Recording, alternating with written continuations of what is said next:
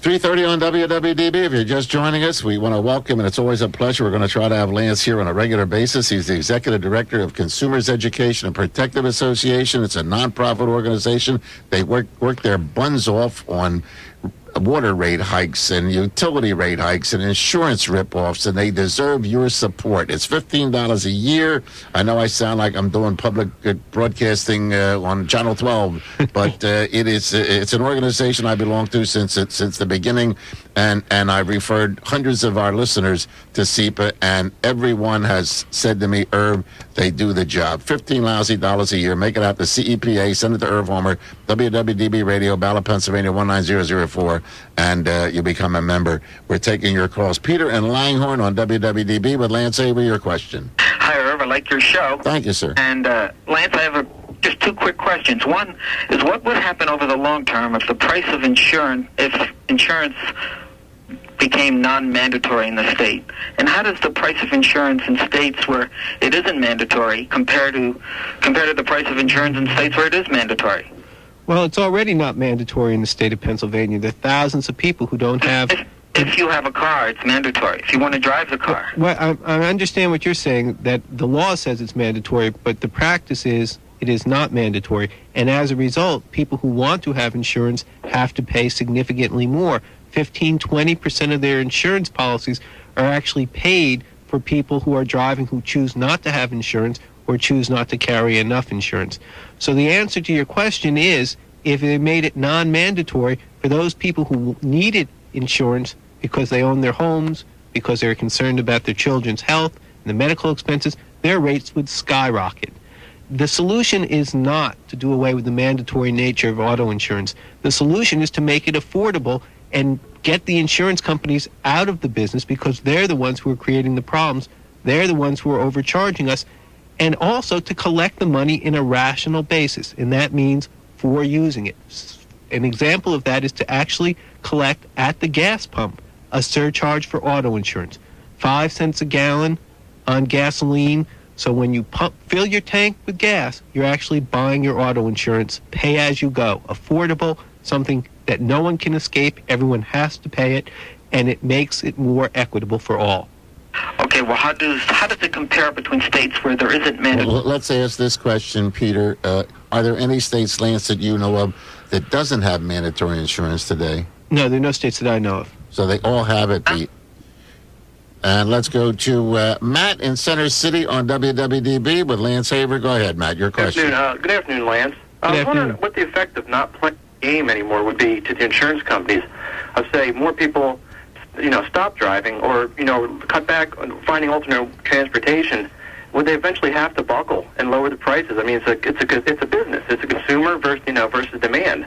And if demand isn't there, they can't charge the prices. They're going to have to compete and lower, wouldn't they? Well, if we were strong enough to organize people to do that, we wouldn't have to. I mean, we want to force our elected officials to write laws that are in our interest, and that's a much easier task than trying to convince people to give up their cars. But I do think you raise one point which sometimes goes unnoticed, and that is when we talk about funding from the government for different organizations, we've rarely taken into consideration what that will mean. And here's an example. Right now in Washington, D.C., the budget's being discussed, and that will cut the funding for SEPTA. What that means is either SEPTA will cut back on its buses or its subways or its trains, or it will raise fares. As a result, more people will drive. The density in our area will increase, and so will our insurance rates. So our emissions. So will our admissions. That's absolutely correct. But I just wanted to use your question to make a point that we have to see things as part of a system and not think that if you put $2 in one pocket and take $3 out of it, that we're winners. Well, Lance, what it is it a form of how does the organization? I mean, would a boycott? I mean, how do you boycott these things? How do you target to make it effective? Well, what I'd like you to do is to call our office, and we'll send you a copy of a petition that we have that's calling on our elected officials to reform the insurance laws. I think that's a first step, and only after we get enough people together can we really talk about boycotting. Boycotting sounds great. It really does. But the truth is, if 500 of us don't buy insurance and don't drive our cars... They'll raise the rate on the others. Right, exactly. This WWDB Traffic Watch is brought to you by Bell Atlantic, and John Brand is here to tell us what it's like. And I guess things are pretty nice, John, I hope. Yeah, they're not too bad out there. Right. Not yet, anyway. The Schuylkill looks okay. If you're traveling along the boulevard, you're in fine shape. 95 northbound's jammed up north of the Ben Franklin Bridge on up to Girard Avenue because of an earlier disabled vehicle. Now, there is an accident in Northampton Township, Bucks County, Route 532 near Stony Ford Road. One in Newtown Township, Delaware County, Newtown Street, and Goshen Road. Kind of quiet on the Ben Franklin and Walt Whitman. The 42 freeway looks okay. In Collingswood, police clearing up an accident right at Maple Avenue and Franklin Avenue. This report is service of Robbins 8th and Walnut, where you can get 12 months to pay with no interest during their direct diamond import sale going on right now. That's 12 months interest-free for a limited time only. For the WWDB Traffic Watch, I'm John Brown. Thank you, John. You're welcome. This WWDB Traffic Watch was brought to you by Bell Atlantic. My neighbor Hutchins runs a small accounting firm right next to my small accounting firm. Hutchins is always trying to one-up me. I bought a wagon, he bought a sports car. I rented a house at the shore. He rented a villa in Spain. Today was a blizzard, and I knew Hutchins wasn't going to make it to work. But I would. I mushed, I plowed, I battled the frozen tundra. 5 hours later, I'm here, and Hutchins' ugly car is nowhere in sight. I think I'll call over there just to hear his phone ring. Hello, Hutchins Accounting. Hutchins here. How may I help you? No matter how bad the weather gets, Bell Atlantic's work-from-home packages can keep your small business working as if you were there. Our ultra-forward service automatically forwards calls from your business to your home. The voice messaging service takes messages so you won't miss critical calls from your customers. And with Bell Atlantic's ISDN service, you can update your office files without leaving your kitchen table. Call Bell Atlantic at 1-800-THE-CALL and prepare your small business for the hardships of winter. Bell Atlantic, the heart of communication. If there is such a thing as improving upon perfection, Tiramisu has done it. One of my favorite restaurants, Tiramisu Ristorante Italiano, has just expanded and has a beautiful new, very classy piano bar. Enjoy special drink prices every Wednesday from 6 to 8 p.m. and complimentary hot appetizers every Wednesday, Friday, and Saturday night. You'll dine to the very popular music of Michael Marguerite. The food is out of this world, folks. The best ossobuco you've ever tasted, tender veal shank cooked in a vegetable puree with white wine, tomatoes, and special secret seasonings you're going to love. The red snapper entree is sautéed with pine nuts and raisins in a delicate white wine balsamic vinegar sauce. Each meal comes with homemade bread and matzah baked fresh daily in their brick oven. Plan to visit Tiramisu soon. They're open for lunch and dinner daily, and valet parking is available every evening.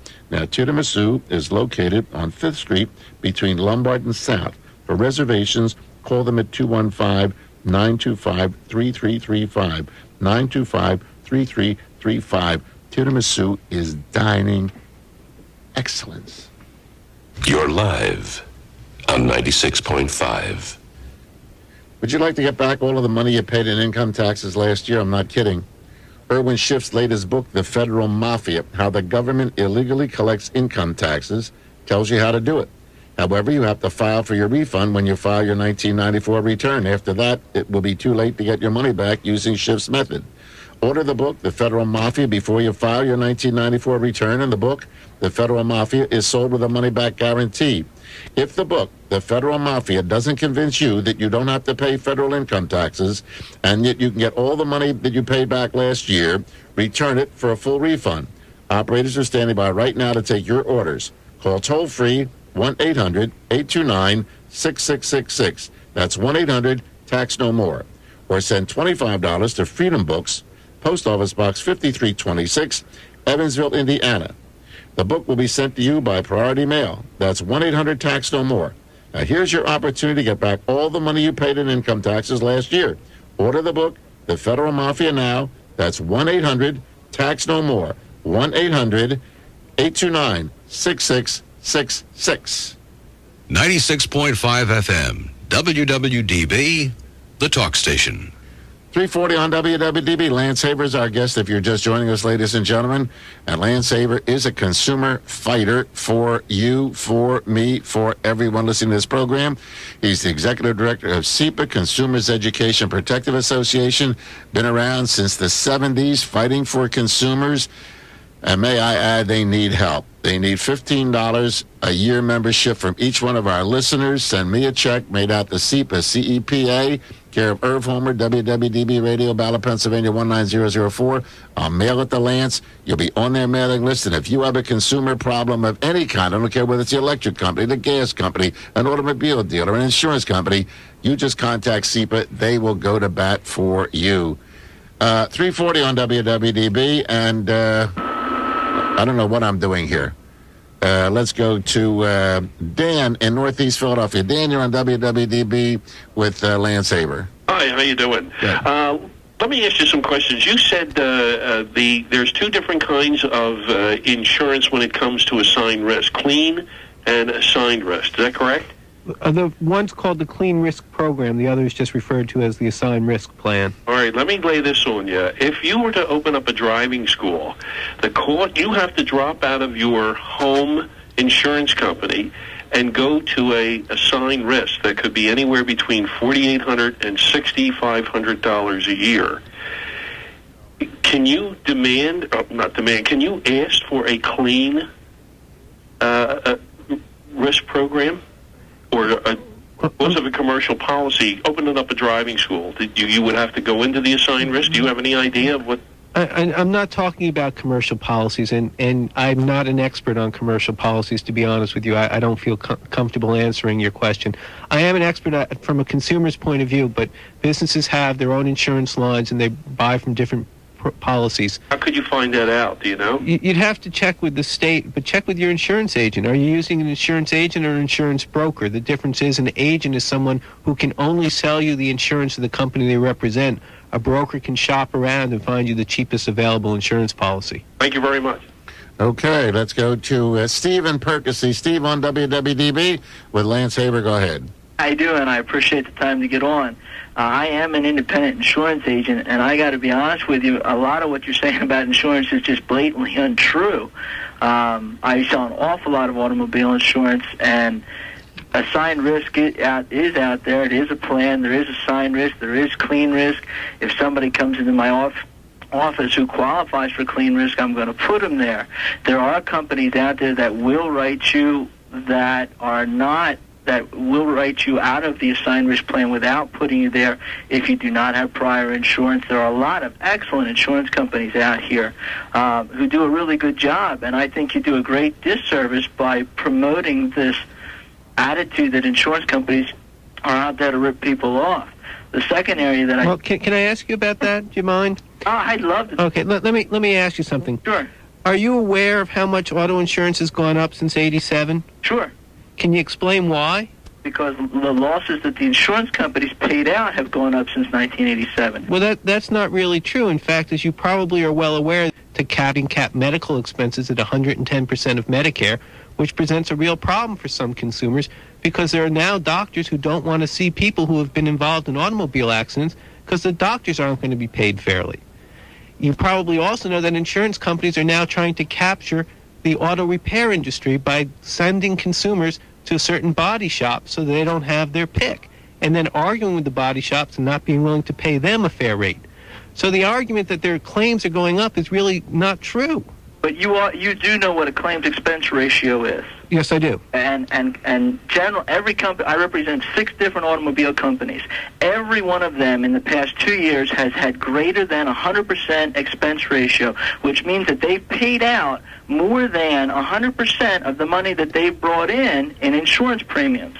But that's because they don't count as part of their income the interest our money makes. When you give an insurance company your premium, what you're doing is you're putting money up. They take that money, and they make money on that money by investing it. That's absolutely correct. And if you actually have an accident and you have to collect a claim, the insurance company's allowed to surcharge you for up to 3 years. They will surcharge you for 3 years. They will. So what that really means is that the insurance company isn't offering you insurance. They're like a loan shark that's loaning you the money to pay for your claim, then forcing you to pay the surcharge back so that they don't actually pay out a single cent. That's not true. Well, explain to me how that's not true. Because let me give you the hypothetical again. Let me finish and explain to you why that's... Well, let me ask you the hypothetical question first. If someone's involved in automobile insurance in an accident, and they the insurance company pays out a claim of $2,000. Okay. And then that consumer's hit with a surcharge. That's correct. And that surcharge equals $2,000. Well, it might equal more than that, actually. Right. Let's just say it evens out for $2,000. That person is paying their own claim. The insurance company isn't paying the claim. That's absolutely correct. Now let's take that same scenario and say that person did $100,000 worth of damage. That surcharge for the person who did the $100,000 worth of damage is the exact same surcharge as the person who did $2,000 worth of damage, and that's set by state law. That's not set by an insurance company who's out there looking to rip somebody off. But again, so the whole idea and concept of insurance is transfer of risk. I don't want to lose my home if I have a $100,000 automobile accident. So I pay the insurance company to take that risk for me. And that's what they do. But what risk is there to the insurance company? If they become insolvent, the taxpayers have to bail them out. If they pay a claim, they're allowed to surcharge the consumer and force the consumer to pay back the claim. And if the insurance company decides you've been in 2 accidents, they can drop you. So what risk is there to the insurance company? Consumers are forced to pay for all the mistakes of the insurance companies. If an insurance company makes bad investments and loses money, the consumers, either through their dollars, their rate dollars, or through their tax dollars, have to bail the insurance company out. Or the insurance company can just go ahead and pass it along to everyone else. There's no risk. Let me ask you this, Steve. How many automobile insurance has medical coverage, private medical coverage in the event of an accident, but will charge them for medical coverage when they know that the person is duplicating, paying for the same service? An insurance company never asks that question. I ask every person who walks through my door that question. But insurance companies will not ask you the question, will not reveal to the public that if you have private insurance, you don't need their insurance. Well, but they collect the premium, and their primary carrier pays the health benefit, and the insurance company gets a free ride on the medical benefit as part of the premium. No, that's incorrect. No, it's not incorrect. I'm going through it right now. What the hell are you telling me I'm incorrect? I know what I'm going through now. An insurance company is first to pay. A health insurance company is second to pay. It depends, my dear friend, and you know that, Steve. Let me also point out another point, Steve, where insurance companies just rip people off blind. If you live in the city of Philadelphia, but you drive to the suburbs. That's correct. And it's the same 5 miles as if someone who lives in the suburb and drives to the city. Correct. The person who lives in the city ends up paying far more than the person who lives in the suburbs, even though they're driving to basically the same place. That is correct. How is that fair or equitable? That is, in that particular situation, that is neither fair nor equitable. However, well, I have another question for you. We have to run, Steve, and I appreciate the call, but I want to ask one question. Yes. Steve, do you know of any other industry that the government says you must be part of that industry and you must be a client of that industry?